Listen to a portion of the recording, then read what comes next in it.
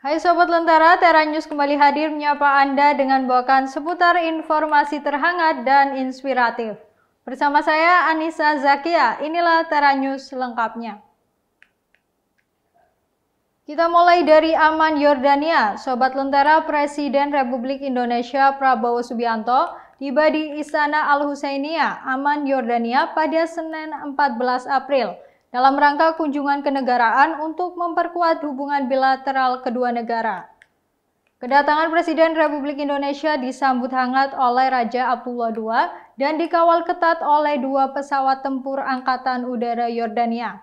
Hal ini menandakan kehormatan tertinggi dari kerajaan bagi kepala negara Indonesia. Presiden Republik Indonesia Prabowo Subianto tiba di Amman, Yordania. Momen bersejarah ini menjadi simbol eratnya hubungan diplomatik antara Indonesia dan Kerajaan Hashimiyah. 2 jet tempur milik Angkatan Udara Yordania mengawal pesawat kepresidenan RI memasuki wilayah utara Amman. Suatu bentuk penghormatan tertinggi yang menunjukkan betapa strategisnya posisi Indonesia di mata Yordania. Setibanya di Istana Al-Husainiyah, Presiden Prabowo disambut langsung oleh Raja Abdullah II. Keduanya tampak akrab dan penuh kehangatan membalas salam dan senyuman dalam suasana persahabatan yang kental.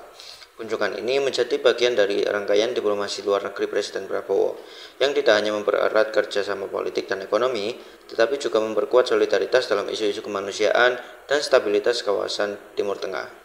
Dengan sambutan penuh kehormatan di tanah para raja, kunjungan kenegaraan ini menandai babak baru dalam hubungan strategis antara Indonesia dan Yordania.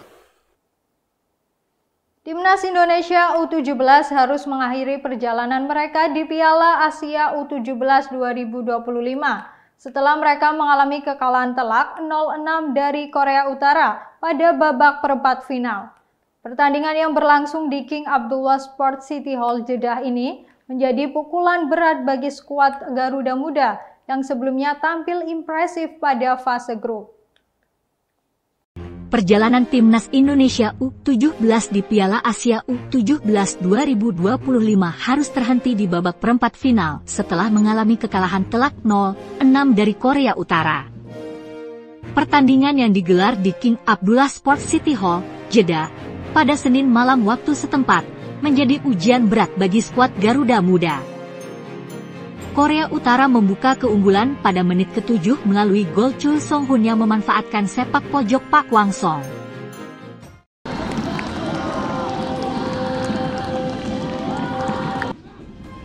Tim lawan terus menekan, dan pada menit ke-19, Kim Yoo-jin menggandakan keunggulan setelah tendangannya membentur bek Indonesia dan masuk ke gawang.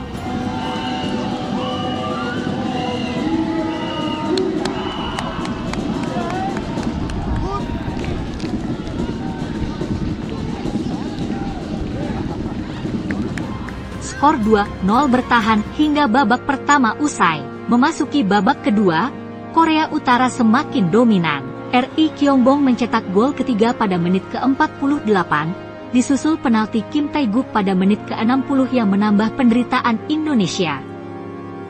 2 gol tambahan dari RI Kang Rim dan Pak Juwon di menit 61 dan 77 perlebar keunggulan dan memastikan kemenangan telak 6-0 untuk Korea Utara. Kekalahan ini membuat Indonesia gagal melaju ke semifinal. Meskipun demikian, penampilan impresif di fase grup memberikan harapan untuk masa depan sepak bola muda Indonesia. Evaluasi dan pembinaan berkelanjutan menjadi kunci untuk meraih prestasi lebih tinggi di turnamen mendatang.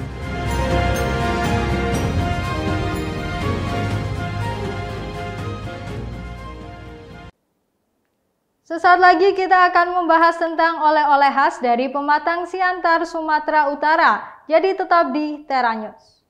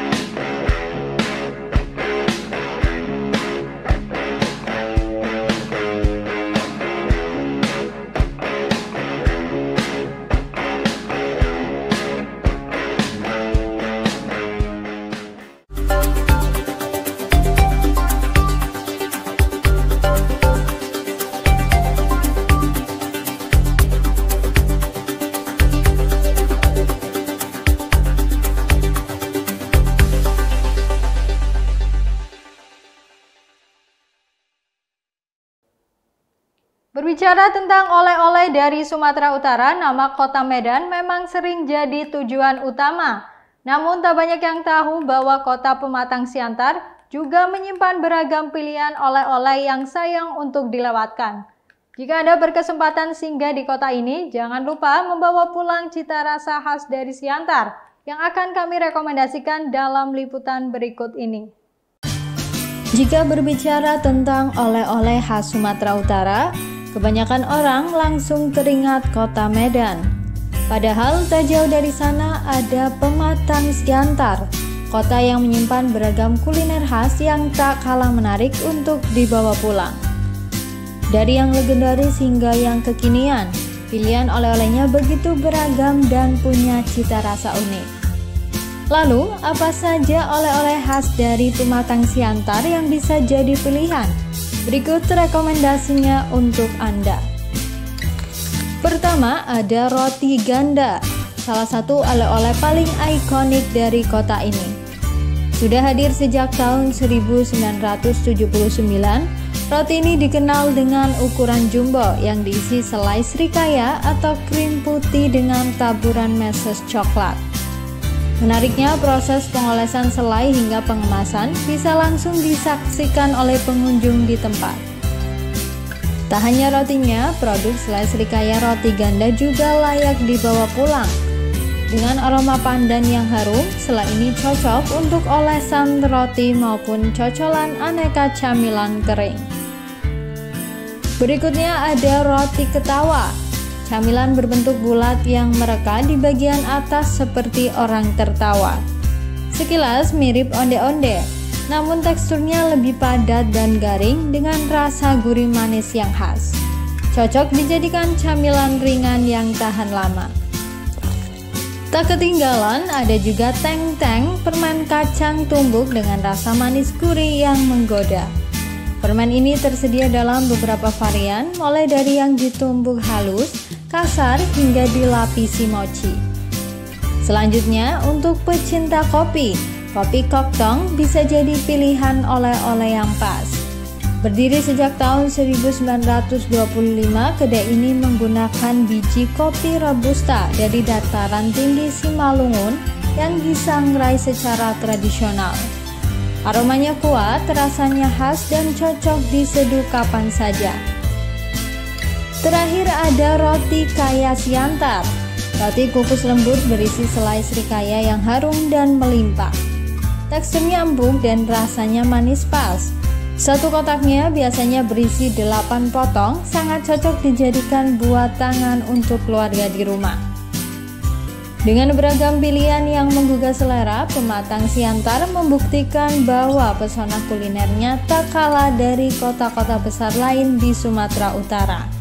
Jadi, jika Anda berkesempatan mengunjungi kota ini, jangan lupa pulang membawa kenangan manis dalam bentuk oleh-oleh khasnya. Setiap tahunnya, Thailand menjadi lautan kegembiraan saat Festival Songkran digelar.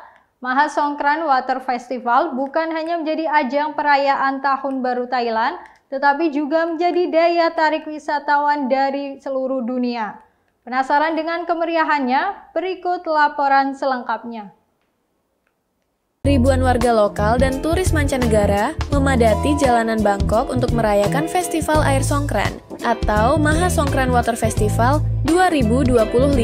Festival yang berlangsung mulai 13 hingga 15 April 2025 ini dilaksanakan untuk menandai momen pergantian tahun dalam kalender tradisional Thailand.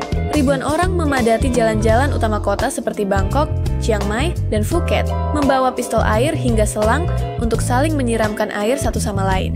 Air dipercaya sebagai simbol penyucian diri, membersihkan nasib buruk di tahun yang lama, dan menyambut keberuntungan di tahun yang baru. Selain perang air yang riuh, Maha Songkran Water Festival 2025 juga menampilkan berbagai parade.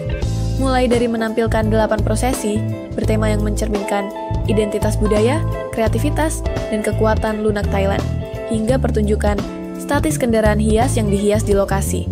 Selain itu, ada juga tradisi mandi patung Buddha dan ritual menyiramkan air kepada para tetua, termasuk juga pertunjukan di panggung utama, dari pertunjukan tradisional, pertunjukan kontemporer, dan konser langsung dari beberapa artis paling populer di Thailand.